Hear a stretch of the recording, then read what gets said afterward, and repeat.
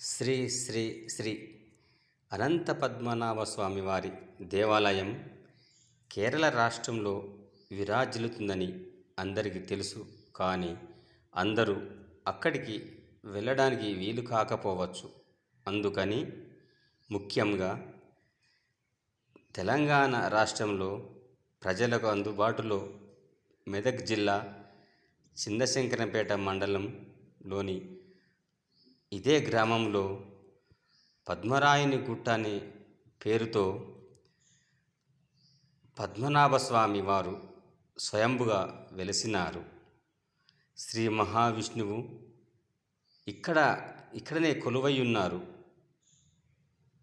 కనుక అందరూ ఆ స్వామిని దర్శించుకొని స్వామివారి కృపా కటాక్షాలకు పాత్రులు కాగలరని కోరుచున్నాము.